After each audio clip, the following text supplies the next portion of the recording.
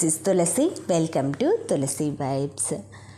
మనకి ముగ్గు వేయటం వల్ల ఉపయోగాలు మనం ముగ్గు వేసేటప్పుడు చూపుడు వేలు, మధ్య వేలు, బొటన వేలు 3 కలిపి వేస్తాం కదా.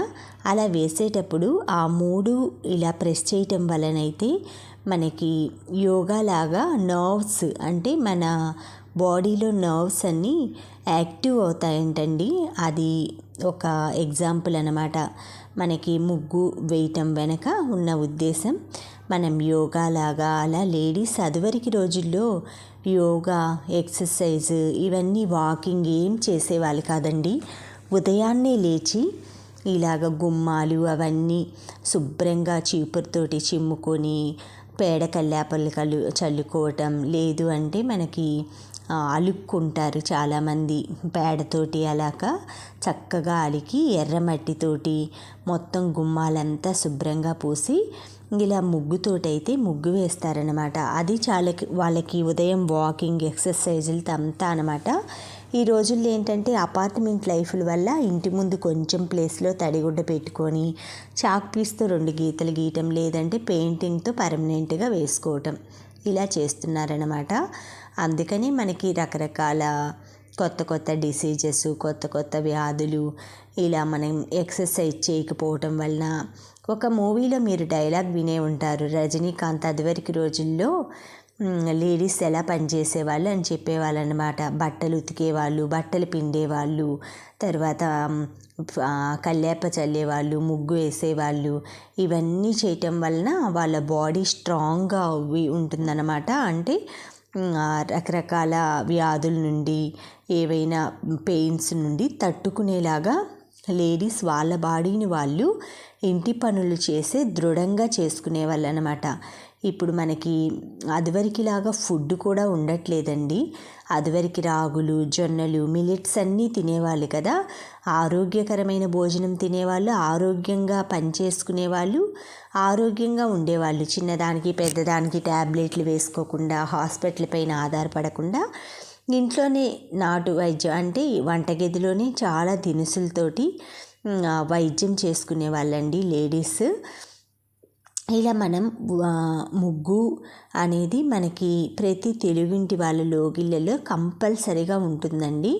అందులో సంక్రాంతి వస్తుందంటేనే చాలామంది ఇంట్లో పెయింట్లు వేసుకోవటం, రంగులన్నీ కొనుక్కుంటాం కదా మనం. ముగ్గిసుక అమ్మేవాళ్ళు వస్తారు, రంగులు అమ్మేవాళ్ళు వస్తారు, నామం, శుద్ధ, చాక్ పీస్లు, ఇలా మాకు శుద్ధ నామం అంటారండి. ముగ్గు వేసుకునే రాయి అన్నమాట. ముగ్గు రాయి పెద్దవి ½ కిలో అలా అమ్ముతారనమాట. మా సైడ్ నెల్లూరు ఆ సైడ్ అనమాట. చక్కగా మేము మార్కెట్లో కావలి అటు వెళ్ళినప్పుడు అన్నీ తెచ్చుకుంటామన్నమాట. అంటే నెల్లూరుకి కావలికి మధ్యలో ఉంటుంది కదా మా ఊరు.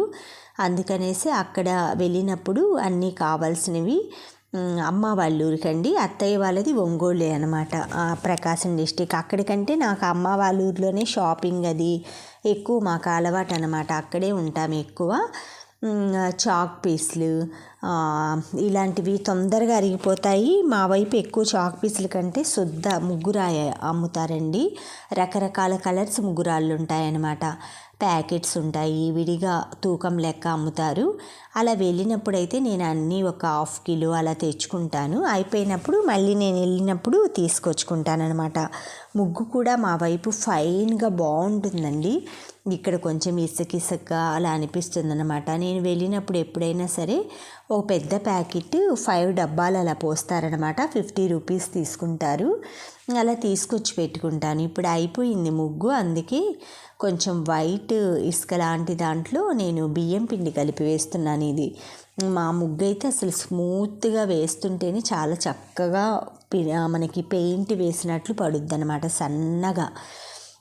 ఈసారి నేను సంక్రాంతికి వెళ్ళినప్పుడు ముగ్గు తీసుకొచ్చుకుంటానండి. కొంచెం అయితే ఉంది, ప్యాకెట్ ఎక్కడో కనిపించలేదు. రేపు అన్నీ క్లీన్ చేసినప్పుడు సర్దాలన్నమాట. ఎక్కడో అట్టపెట్టెళ్ళు అలా పెట్టేస్తుంటామండి.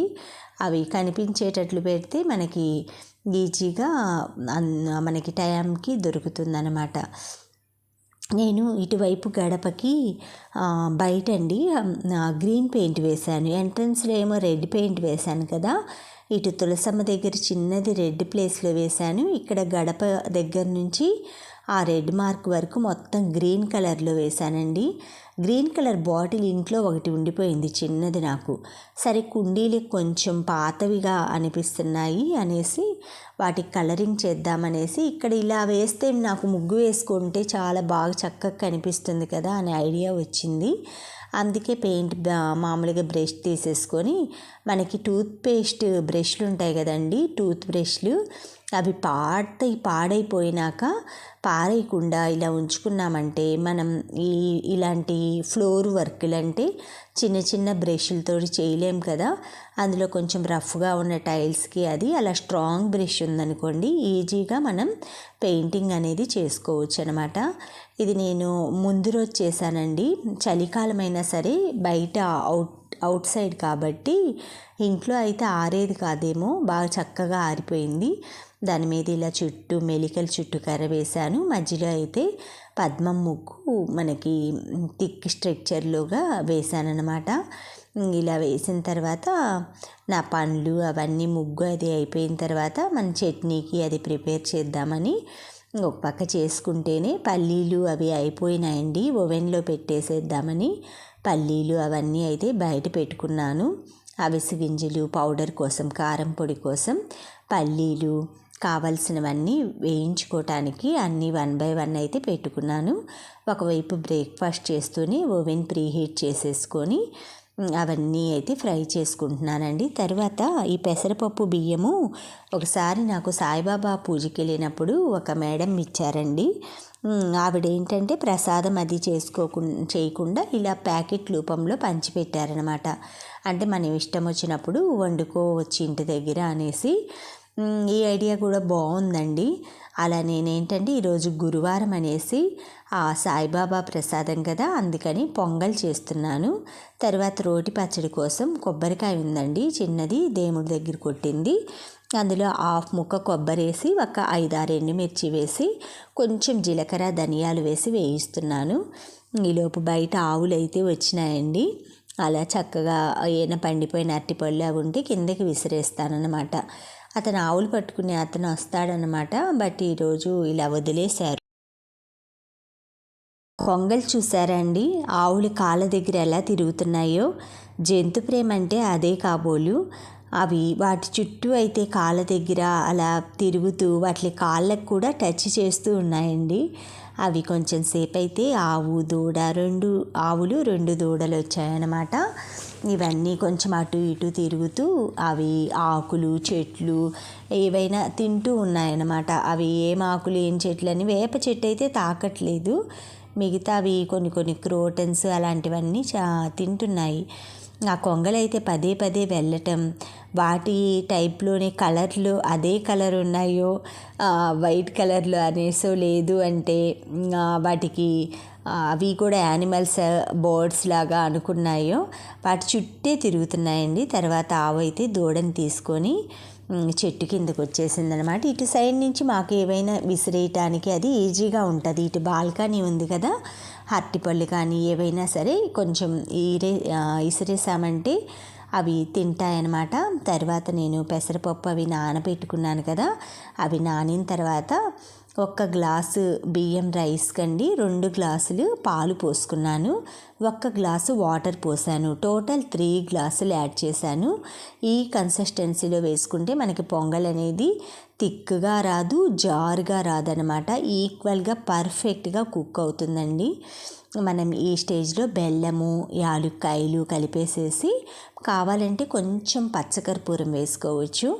చక్కెర పొంగలికైతే వేస్తాను కానీ నేను ఇలా బెల్లం పొంగలికి వేయనండి. తర్వాత ఇది గిన్నెలో పెట్టేసుకొని నేను కొంచెం ప్రసాదంగా స్వీకరించిన తర్వాత కింద రాణిపాటి వాళ్ళు ఉన్నారు కదా, తమిళ్ వాళ్ళు, వాళ్ళ ఇంటికైతే తీసుకొని వెళ్తున్నానండి. ఏవైనా మేము షేర్ చేసుకుంటాం ఇద్దరం. తను చేసిన కూరలు కానీ నేను చేసిన ఐటమ్స్ కానీ ఇద్దరం అయితే ఒకళ్ళకొకళ్ళు ఇచ్చుకుంటాము. ఇలా మెట్లు దిగి రాగానే లెఫ్ట్ సైడ్ రాణిపాటి వాళ్ళ ఇల్లు. ముగ్గు అది వేసిందండి. కోలం అంటారనమాట తమిళ్లో ముగ్గుని. ఇదండి రెడీగా ఉందన్నమాట. తలుపు తీసి పొంగలన్నం ఇచ్చాను, తీసుకుంది. ఎలా చేశారు అని అడుగుతుంది. వాళ్ళు ఏంటంటే పాలు వేయరంట, ఉత్త పొంగల్లో బెల్లం యాలుక్కాయలు వేస్తారట. అంతలోకి నిలువను ఉయ్యాల్లో ఊపుతూ ఉందన్నమాట. పాట భలే పాడుతుందండి. ఈసారి నేను పాట పాడేటప్పుడు వీడియో తీసుకొని పెడతాను మీకు. చక్కగా భలే పాడుతుంది అనమాట. అంటే కొన్ని పాటలు, ఉయ్యాల పాటలు చాలా బాగుంటాయండి. నాకు కూడా చాలా వచ్చు. తర్వాత ఇద్దరం కాసేపు తమిళ్ సీరియల్ చూసి అంతలోకి నక్షత్ర వచ్చిందండి స్కూల్ నుంచి. అది అత్త నన్ను ఒక ఫోటో అంటుందన్నమాట. స్కూల్ డ్రెస్లో ఫోటో దిగి ఆ నక్షత్రతో పాటు